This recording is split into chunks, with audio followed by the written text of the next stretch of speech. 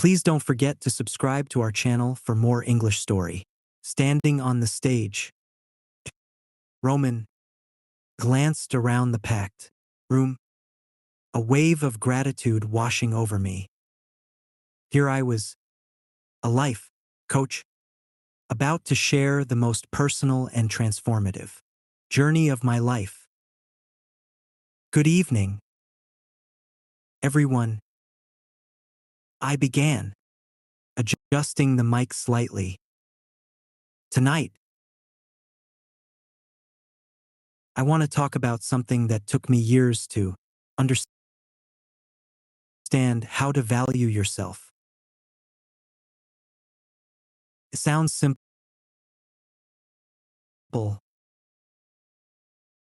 doesn't it? But for many of us, myself included, it's one of the hardest lessons to learn.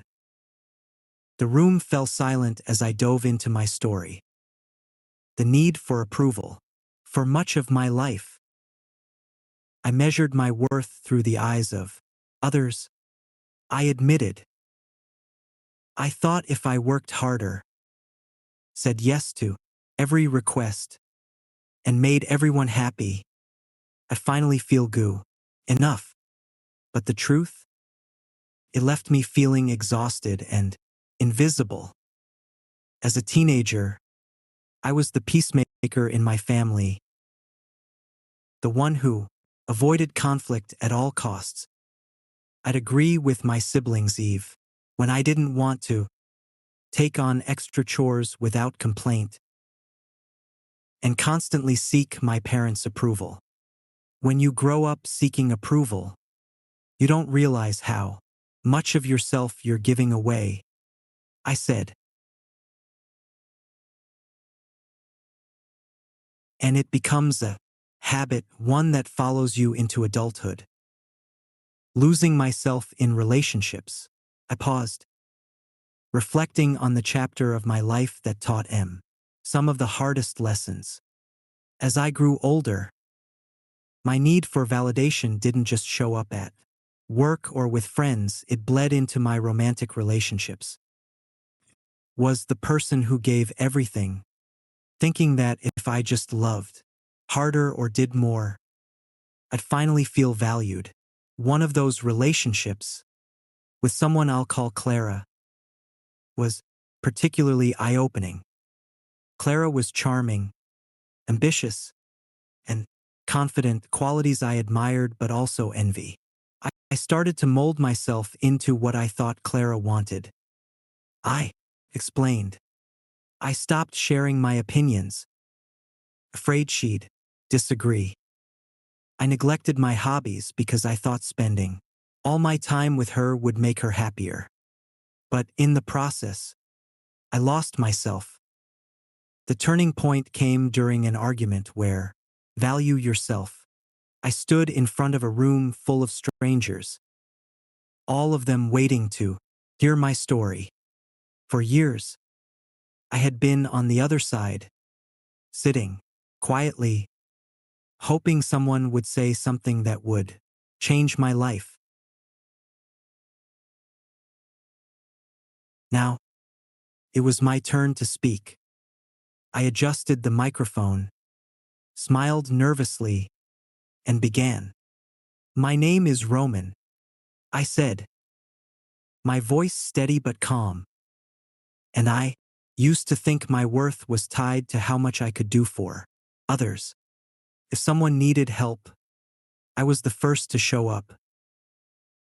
Someone needed support, I'd drop everything, even if it meant sacrificing my own needs. At the time, I thought I was just being a good friend, partner, an employee. But deep down, I wasn't doing any of it out of generosity. I was doing it because I didn't value myself enough to believe I deserved anything in return. A few people nodded, their expressions soft with understanding. Early struggles. I went on to share how this mindset had shaped my life. Growing up, I always felt like I had to prove myself. My parents loved me, but they were strict, often praising achievements rather than effort. If I succeeded, I was rewarded. If I failed, was met with silence. That silence stayed with me. In college, I became the go-to person for group projects, often taking on more work than I could handle. In relationships, I gave endlessly, hoping that my efforts would make me worthy of love. At work, I rarely asked for raises or promotions, believing that my contributions would speak for themselves. But no matter how much I did for others, I never felt fulfilled. A toxic relationship. The turning point came during my first serious relationship. Let's call them Jordan. Jordan was everything I thought I wanted: charismatic, intelligent, and confident. But as time went on, I started to realize that our relationship was one-sided. I would cancel plans with friends to spend time with them, rearrange my schedule to accommodate theirs, and rarely expressed my own needs. One day, after a particularly difficult week at work, I asked Jordan if we could have a quiet night in. "Roman," they said, rolling their eyes, "you're always so dramatic. Why can't you just go with the flow?" That comment stung more than I expected. But instead of addressing it, I apologized for being too much and pushed my feelings aside. A friend's wake-up call. Months later, I confided in my best friend, Marco. "Roman," Marcus said bluntly, "you've always been there for everyone else, but when are you going to show up for yourself?" I shrugged, unsure how to respond. "I'm serious," Marcus continued. "You're one of the most selfless people I know, but it's like you're afraid to ask FO anything in return. You deserve more than this." Hearing those words felt like a slap in the face, but in a good way. For the first time, I started to reflect on my relationships, work, and even my own self-talk. I realized that I had been giving so much of myself to others because I didn't believe I was worthy of receiving anything in return. The first step. The first step in valuing myself was setting boundary. At work, I stopped saying yes to every request. When a colleague asked me to stay late for the third time that week, politely said, "I'm sorry, but I have plans tonight." With friends, I started speaking up when I felt overlooked. When one friend repeatedly canceled plans without explanation,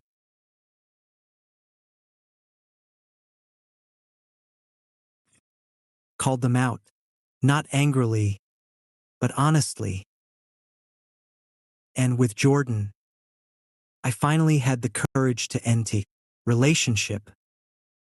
I deserve to be with someone who values me as much as I value them, I told them.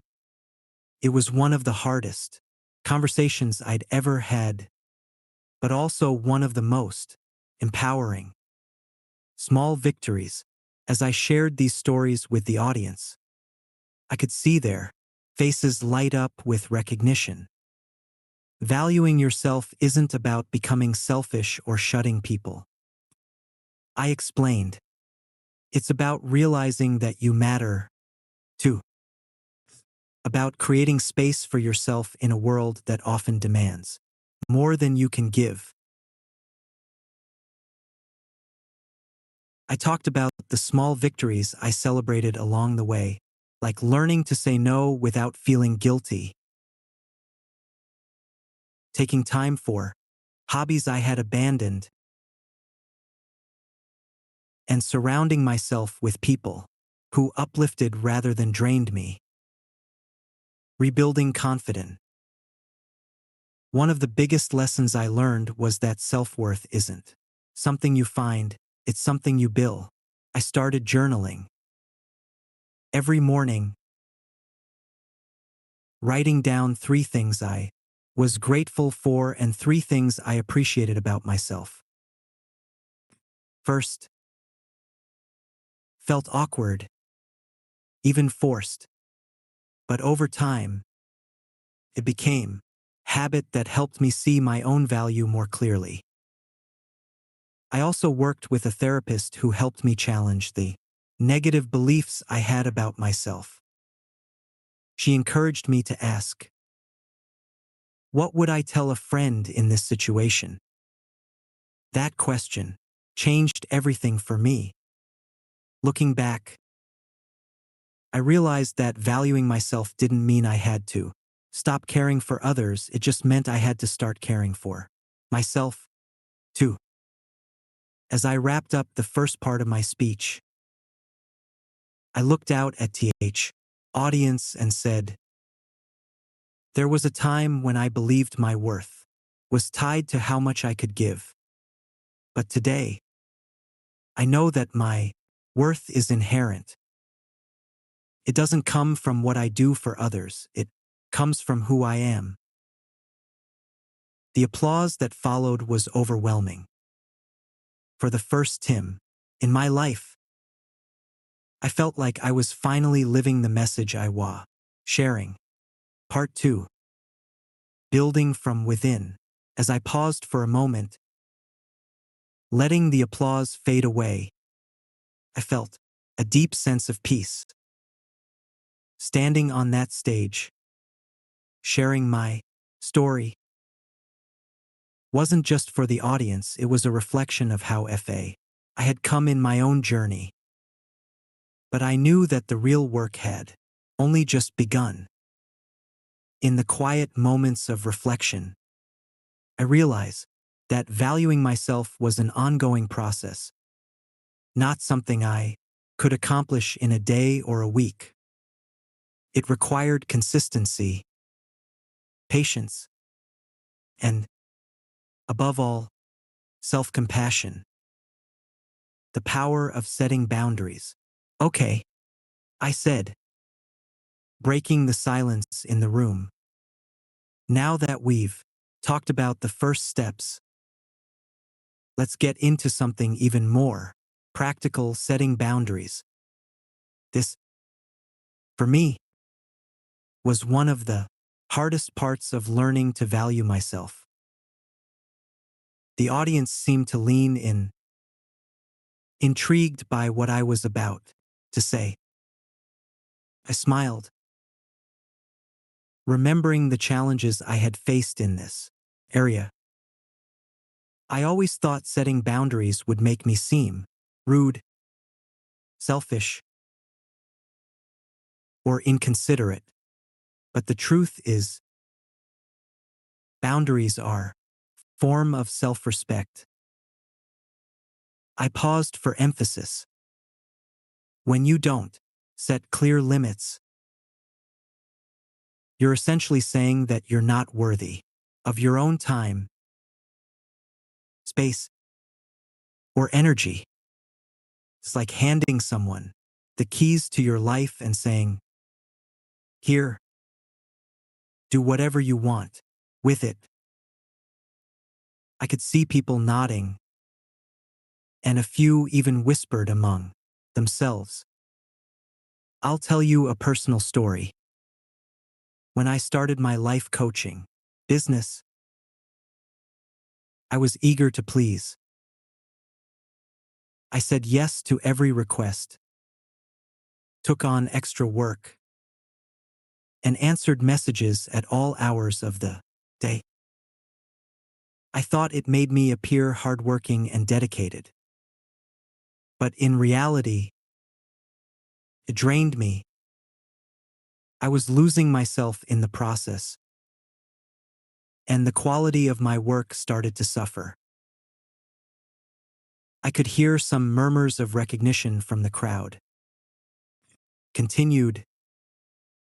It wasn't until a client of mine said, "Roman, you don't have to do everything. What's your priority?"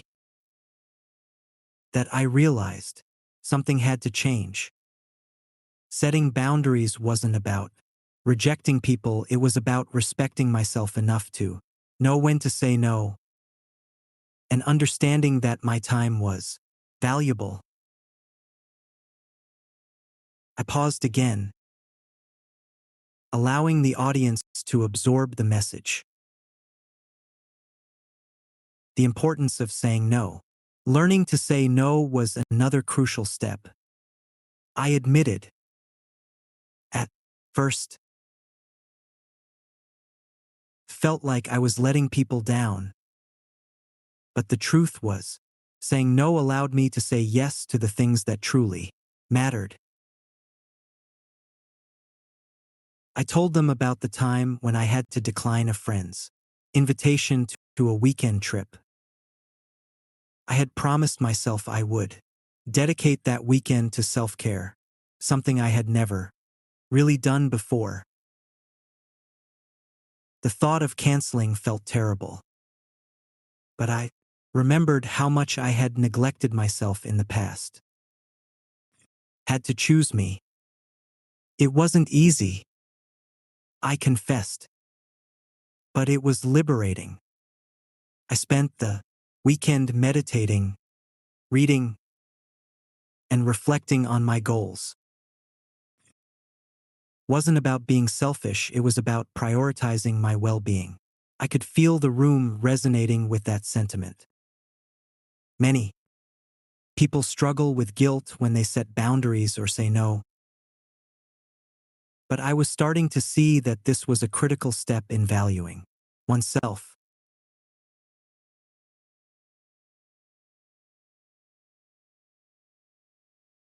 Celebrating small wins.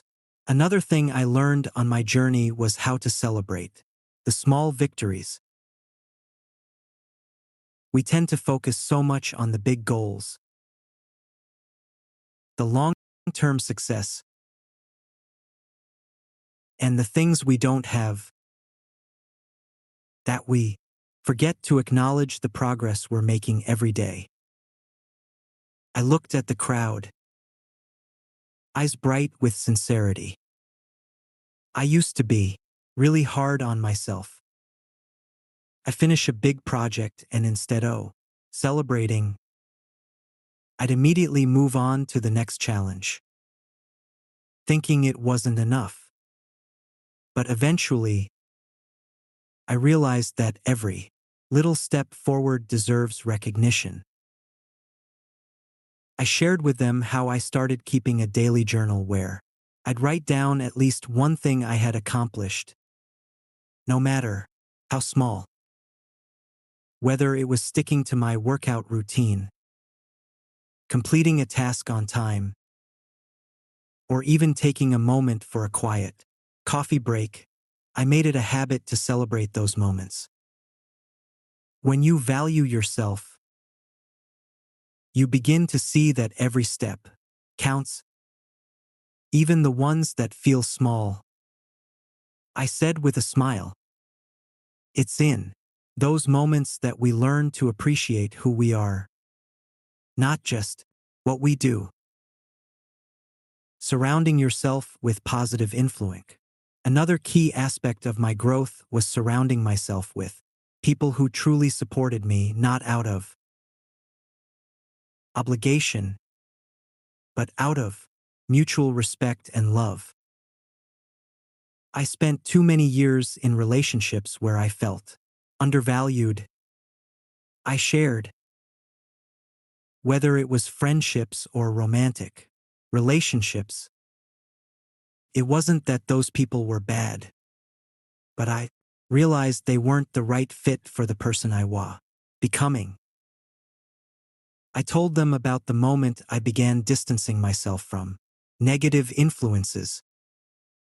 There were people in my life constantly criticized me, undermined my self-worth, or made me feel like I was never good enough. Letting go of these toxic relationships was difficult, but it was necessary. The people you spend the most time with influence how you view yourself, I said. If you're constantly around people who drain your energy, make you doubt yourself, or put you down, it's going to be hard to see your own value. But when you surround yourself with those who uplift you, who cheer for your success, and who remind you of your worth, everything changes. The power of self-compassion. Here's another thing I want to emphasize: self-compassion. I took a deep breath, allowing the words to sink in. There's a big difference between self-criticism and self-compassion. For years, I was my own harshest critic. If I made a mistake, I'd beat myself up over it. If I didn't meet a goal, I think I was a failure. But here's what I've learned. Self-compassion means treating yourself with the same kindness you would offer a friend. I shared with them a simple exercise that helped me develop self-compassion. Every time I felt myself spiraling into negative self-talk, I would stop and ask, would I say this to my best friend? More often than not, the answer was no. Treating yourself with kindness is not about letting yourself off the hook, I explained. It's about recognizing that you are human, and humans make mistakes. It's about giving yourself the grace to grow, to learn, and to move forward without carrying guilt or shame. The journey continues. As I neared the end of my presentation, I looked around at the audience. They had been engaged, nodding in agreement, and even taking notes. I could see that many of them were reflecting on their own experiences, perhaps recognizing where they needed to value themselves more. I want to leave you with this, I said softly, my voice carrying a sense of finality. Valuing yourself is not a destination. It's a lifelong journey. It's not something you do once and then forget about. It's something you build and nurture every day. And just like any journey, there will be setbacks, moments of doubt, and days when you feel like you're not enough. But the more you practice valuing yourself, the more natural it becomes. I smiled, feeling a sense of pride not only in my own growth but in the growth I hoped others would experience as well.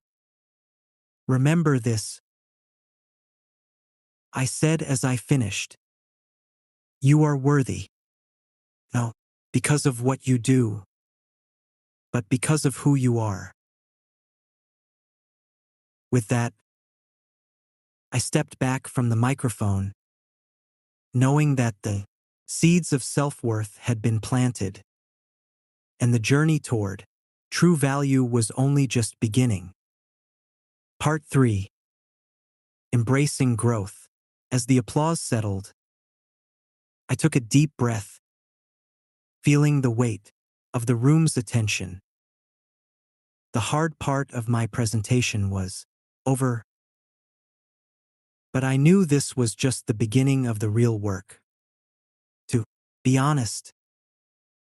I wasn't here to simply speak at an event or leave with a round of applause. I wanted to make sure the people in this room understood that valuing yourself wasn't just a nice idea, it was an essential, transformative part of living a fulfilling life. And I knew I needed to dig even deeper into that concept, for the audience to see it as something they could actively apply in their own lives. I could sense the mood in the room had shifted. There was a new energy, an openness. I decided to share a little more from my own experience. The long road of self-acceptance. You know, one of the hardest things I had to do was stop comparing myself to others. I began. For years, I thought I needed to be like someone else to succeed or to feel valuable. The pressure to measure up took a toll on me. But the moment I truly began to value myself, I stopped looking at other people as benchmarks for my success. I realized that I was on my own, unique path, and comparing it to someone else's was only draining my energy. I paused, letting my words sink in. There's this social media culture that makes us feel like everyone else is doing better than us. It's easy to think you're not good enough when you're constantly comparing your behind the scenes to someone else's highlight reel. But let me tell you something. Your worth is not tied to someone else's journey. I could tell the audience was reflecting on those words. Some were nodding, while others seemed deep in thought. I was beginning to see the shift in real time, the realization that they, too, were on their own path and didn't need to measure themselves against anyone else. The importance of self-acknowledgement. I want to talk a little bit more about the importance of acknowledging your progress. I continued. There was a time when I didn't recognize how far I had come. I would set a goal, work hard to achieve it, and as soon as I did, I'd move on to the next one without taking a moment to acknowledge the victory. Can any of you relate? A few hands went up, and I smiled, knowing that I wasn't alone in this struggle.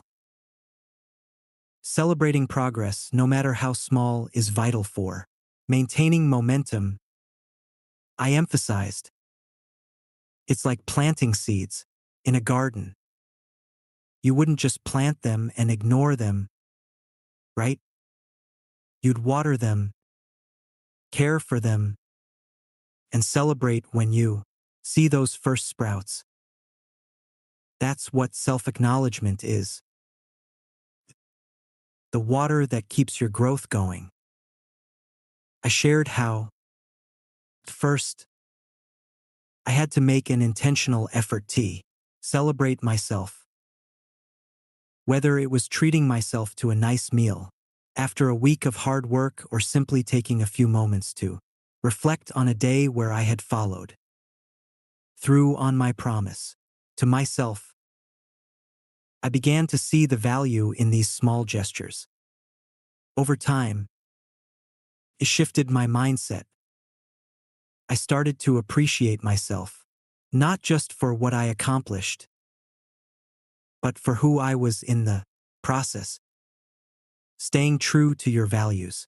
Another aspect of self-worth I wanted to discuss was how important it is to stay true to your values. I explained how early in my career I was offered opportunities that seemed like the right path, but something inside me told me they weren't aligned with who I truly was. There was always a conflict within me, this inner tug-of-war between my aspirations and my values. I've learned that if you don't stay true to yourself, you'll never feel truly fulfilled, I said, leaning into the crowd. No matter how much success you accumulate, no matter how many accolades you collect, if it's not in alignment with your values, it won't bring you peace. It might look good on paper, but you'll feel empty inside. The room felt quiet as people absorbed the weight of this advice. I could almost hear the gears turning in their heads, wondering how often they had compromised their values in pursuit of external goals. For example, I continued, I had a chance to take a corporate job with a lucrative salary and all the benefits you could ask for. But deep down, I knew that the lifestyle it would require wouldn't allow me to nurture the things that truly mattered to me. Family, personal growth, and helping others. Took a lot of courage to turn that down. But looking back, I realized that listening to my inner values was what kept me grounded. Developing emotional resilience. One of the most profound lessons I learned was the importance of emotional resilience. Throughout my journey, there were moments when I faced rejection, criticism, and failure. It would have been easy to give up, but what I learned was that emotional resilience wasn't about avoiding pain, it was about how we respond to it. Emotions are part of the human experience, and they come in waves. I told the audience, sometimes we feel great, sometimes we feel defeated. But the key is to not let negative emotions define us. We must acknowledge them, learn from them, and move forward.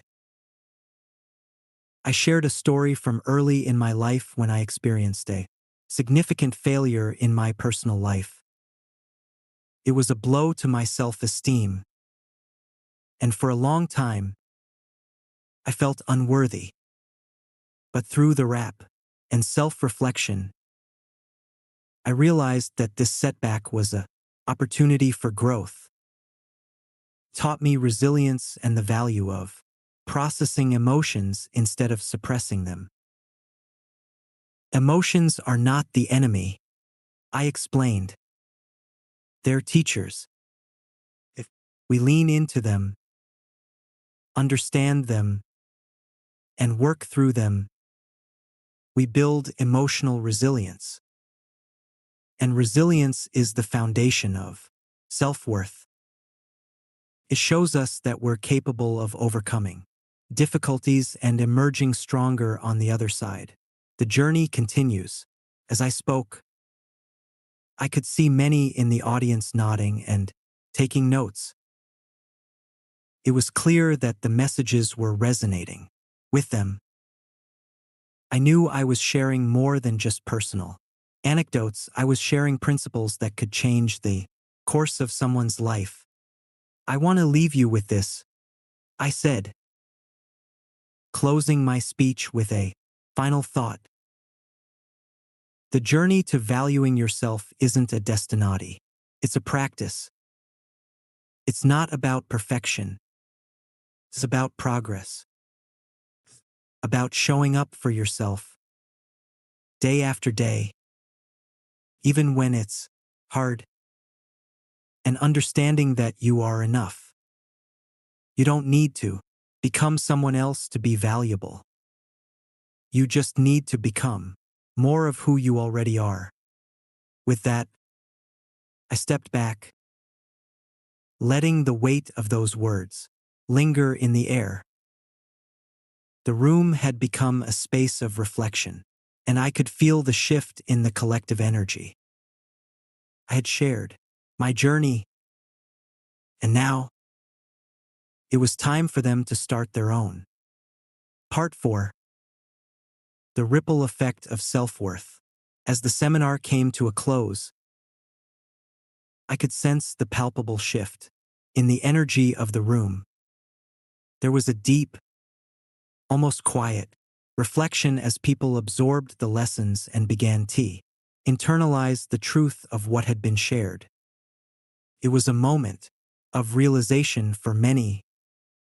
They didn't need to look outside themselves for validation, they needed to look inward.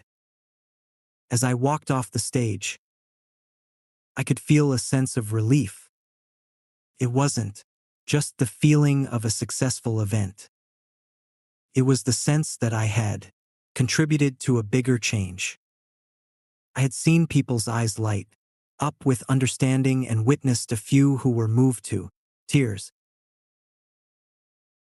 I knew that this event would be a turning point for many of them, just as the same lessons had been for me. Back in my office, as I sat down and reflected on the work, I was reminded of how long it had taken me to reach a place where I could confidently say, I value myself. The journey hadn't been easy, and there had been many ups and downs along the way. But each moment, whether it was a failure, rejection, or a setback, had brought me closer to the understanding I now held. Rediscovering meaning in relationships. The audience had been filled with people from all walks of life, some struggling in their careers, others in their personal relationships. As I sipped my coffee, I thought about the importance of nurturing meaningful connections, something I'd often neglected in the past. For many years, I had been so consumed with my own self-doubt and insecurities that I didn't realize how much my relationships were suffering. I was constantly trying to please others, fearing that if I didn't, they might abandon me. I didn't set boundaries, and as a result, I lost sight of my own needs. It wasn't until I learned to value myself that I began to rebuild these connections. I became more open, more honest, and more willing to prioritize my own emotional health. Setting boundaries wasn't an act of selfishness. It was a way of showing respect for myself and others. And once I began to respect myself, I saw that the relationships around me started to improve. I thought about the friendships I had rekindled, the connections I had deepened, and how my romantic relationships had changed. I'd learned to give, not out of obligation, but from a place of abundance. And in doing so, I found that my relationships became more meaningful and fulfilling, finding purpose beyond success. The more I reflected on my journey, the clearer it became the real happiness and fulfillment don't come from external validation or constant success. In my earlier years, I had believed that the more achievements I had, the happier I would be. But no amount of awards, accolades, or recognition ever filled the void inside me. It wasn't until I started valuing myself that I realized I didn't need anyone's approval to feel good about who I was. I began to define success on my own terms. Success wasn't about how others saw me. It was about how I saw myself. I didn't need to constantly prove myself to the world because the only approval I needed was my own. I thought about the work I did with my clients and the people I mentored. helping others find their self-worth was no longer just a job for me, it was a calling. It gave my life purpose, and it reminded me that when you value yourself, you find a sense of meaning that surpasses any external measure of success. Keeping the momentum going.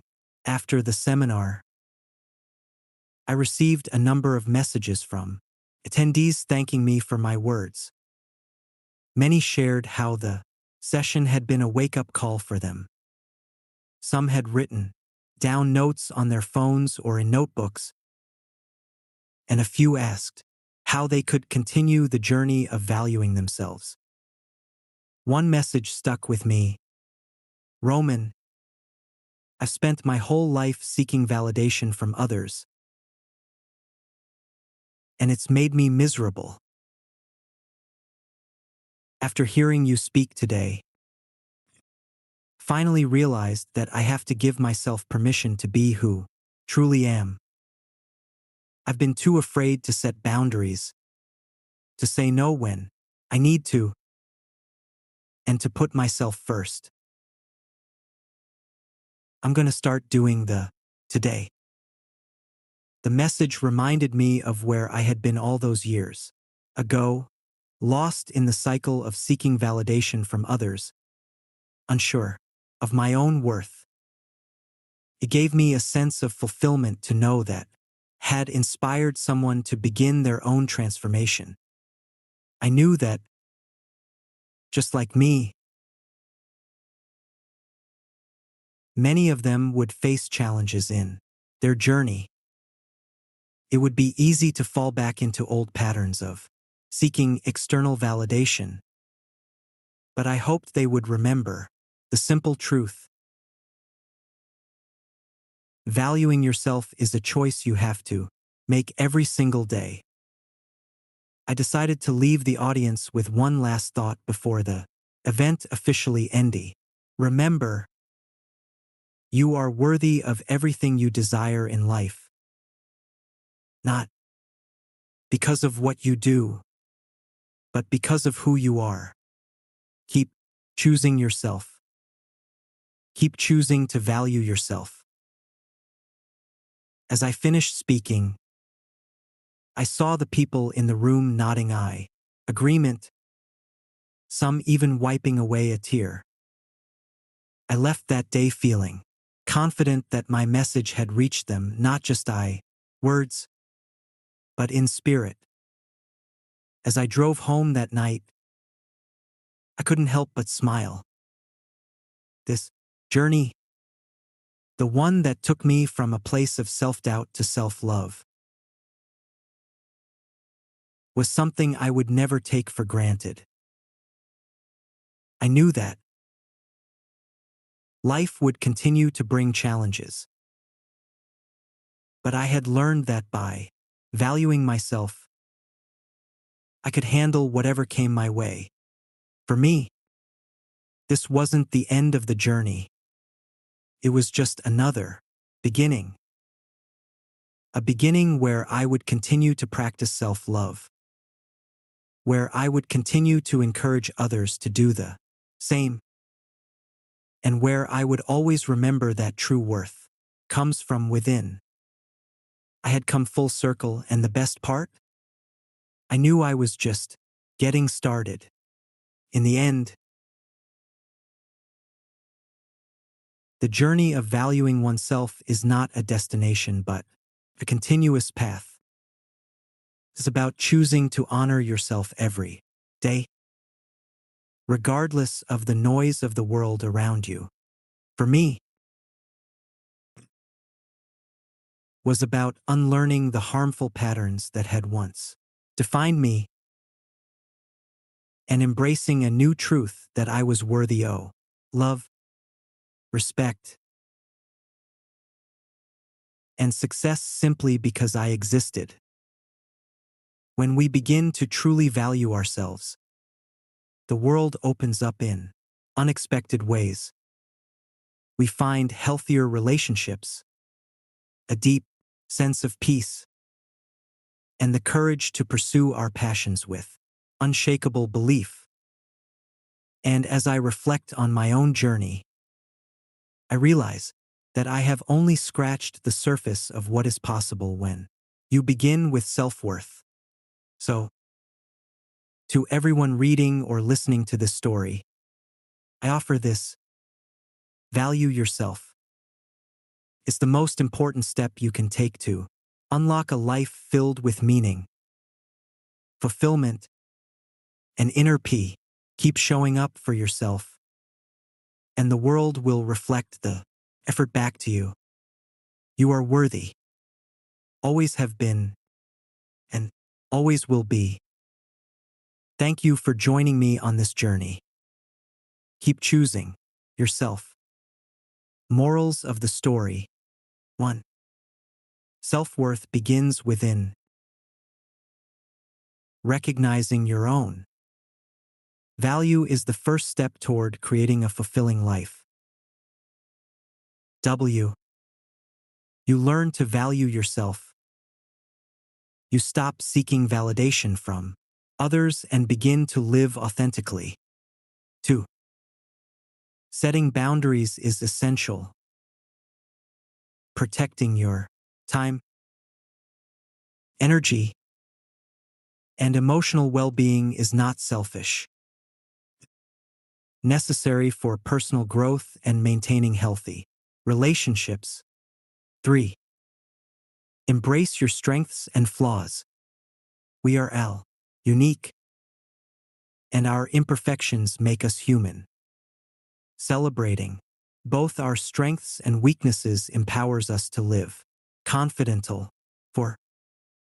Self-respect is key. Standing up for yourself, especially in difficult relationships or situations, is a form of self-respect. It sets the tone for how others will treat you. 5. Growth is a journey, not a destination. Learning to value yourself is an ongoing process. It requires patience, practice, and the willingness to evolve over time. 6. You are worthy simply because you exist. Your worth is not defined by others' opinions, achievements, or external factors. You are valuable just as you are. I'm so glad you spent this time with me. If you liked the story, please give it a thumbs up and subscribe for more. Take care, and see you next time.